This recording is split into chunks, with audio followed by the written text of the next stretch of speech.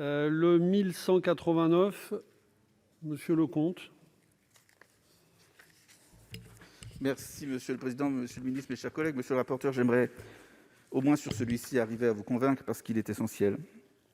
Il est essentiel et je voudrais d'abord corriger deux erreurs qui figurent d'une part dans le rapport de la Commission des finances.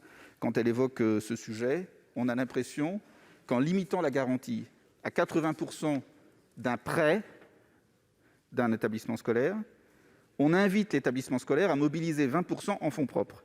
Or, ce n'est pas le cas. Ce n'est pas le cas.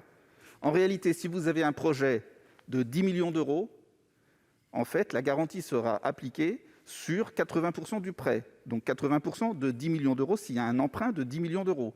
Mais les 2 millions d'euros qui n'auront pas été garantis par l'État, il faudra quand même les emprunter. Donc ce n'est pas de la mobilisation de fonds propres, contrairement à ce qui est marqué dans votre rapport, Monsieur le ministre. Deuxièmement, nous entendons parfois que c'est des raisons d'aide d'État qui bloquent le fait de pouvoir donner une garantie à 100%. Pourtant, lorsqu'on regarde le TFUE, articles 107 et 108, rien, quand il s'agit d'une mission d'intérêt général, d'éducation, ne permet de dire qu'on rentre dans ce cadre, surtout aujourd'hui, dans une période où il y a eu un petit peu de relâchement sur les aides d'État, et en particulier, en plus, quand on regarde la procédure, c'est-à-dire qu'il faut mobiliser la Commission européenne, qui peut dire s'il y a une...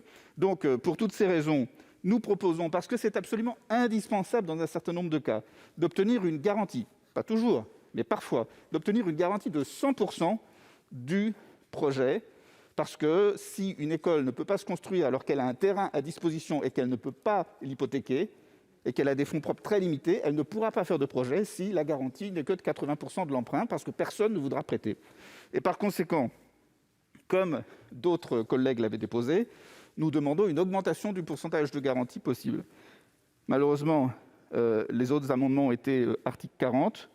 Le mien n'est pas article 40, puisque j'ai baissé la borne maximum de garantie possible pour l'État, mais je crois qu'elle est adopter cet amendement, c'est garder le dispositif tel qu'il était auparavant, qu'il a été expliqué par Olivier Cadic, et par conséquent, c'est indispensable si on veut effectivement que le dispositif qui est adopté puisse fonctionner.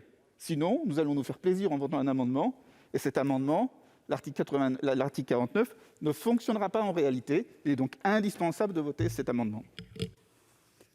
Monsieur le rapporteur.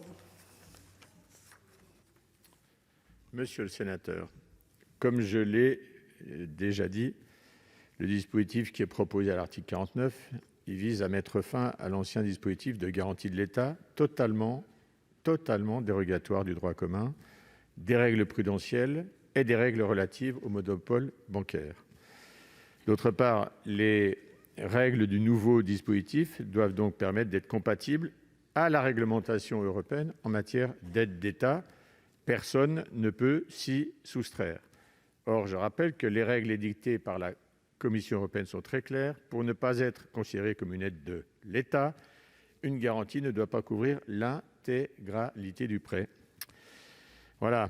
Et donc, en réduisant le plafond de l'encours total de prêts pouvant être garantis, je pense qu'il y a un autre petit problème, c'est que vous réduisez le nombre de projets pouvant bénéficier au total de la dite garantie, ce qui, je le crois, n'est pas l'objectif que vous poursuivez. Un avis défavorable. Avis du Gouvernement.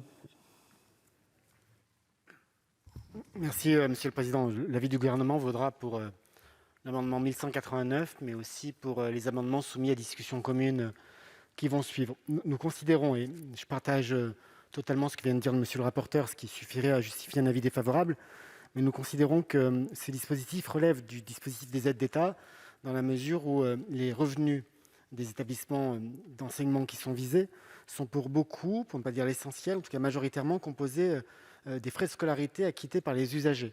Dès lors, nous sommes dans ce que la Commission considère comme une activité économique servie contre rémunération, ce qui justifie le recours ou l'encadrement par le régime des aides d'État.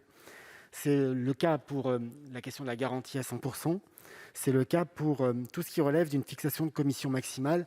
J'ajoute pour la commission maximale que nous avons par ailleurs prévu, d'une part, que le dispositif soit arrêté par arrêté pour avoir de la souplesse année après année, et d'autre part, de veiller à ce que le choix du niveau de rémunération en termes de bonne gestion publique tienne effectivement compte du risque encouru par le prêteur comme par celui qui garantit. C'est la raison pour laquelle, pour ces deux arguments, et sans reprendre ce qu'a dit monsieur le rapporteur, l'avis est défavorable sur 1189 et il sera défavorable, sans plus d'explications, les auteurs me pardonneront, sur les amendements soumis à discussion commune qui suivent. Merci, monsieur le ministre. Monsieur Bachere. Monsieur le président, monsieur le ministre, mes chers collègues, mes collègues Deromedi et Frassa m'ont effectivement dit combien ce problème était important et combien monsieur Leconte avait parfois raison. Pas toujours, mais parfois, et dans cet amendement, il a particulièrement raison. C'est effectivement les difficultés actuelles des investissements et donc à l'étranger. Et donc cette extension de garantie me semble quand même de bonne aloi pour ces établissements qui effectivement sont dans des difficultés. Je connais moi-même un certain nombre d'administrateurs de lycées français et il y a là un vrai sujet qui se pose. Si je prends l'exemple des États-Unis, les cours n'ont toujours pas repris dans ces lycées français. On est toujours en distanciel et il y aura bien des investissements à faire avec des familles qui ne sont pas là, qui n'ont pas investi. Il y a un vrai sujet pécuniaire et d'équilibre général. Donc, pour la demande de mes collègues Deromedi et Frassa, je soutiendrai cet amendement. Monsieur Cadic. Oui, merci Monsieur le Président, Monsieur le Ministre. Oui, je vais abonder dans le sens de Jean-Yves Leconte, puisque j'avais justement déposé aussi un amendement pour retirer cet alinéa 5. La question, effectivement, c'est de se dire pourquoi est-ce qu'on se limite. On comprend bien l'argument du gouvernement.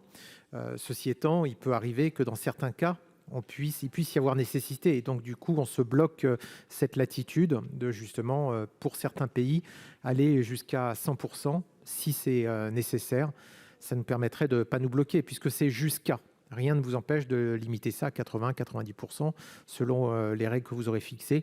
Mais dans les cas où vous aurez besoin de cette souplesse, c'était pour vous le permettre. Voilà, c'est pour ça que c'était intéressant. La manière dont Jean-Yves Leconte s'y est pris pour qu'on puisse discuter de cet amendement est heureux, puisqu'au moins on aura pu avoir le débat sur le sujet. Je vous remercie. Merci. Monsieur Leconte.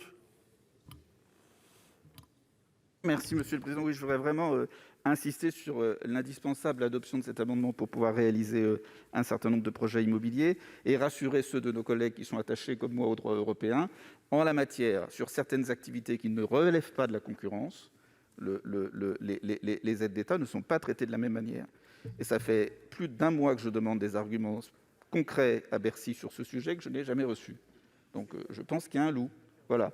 Et pour faire ces projets, il y a réellement besoin de voter cette possibilité, cette option d'une garantie à 100% de l'emprunt qui est pris par l'entité qui va construire le projet immobilier. Bien, merci. Nous allons passer au vote avec un double avis défavorable. Qui est pour cet amendement ?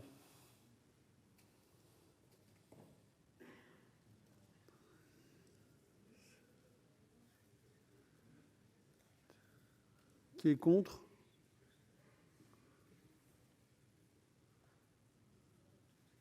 Qui s'abstient ? Il n'est pas adopté.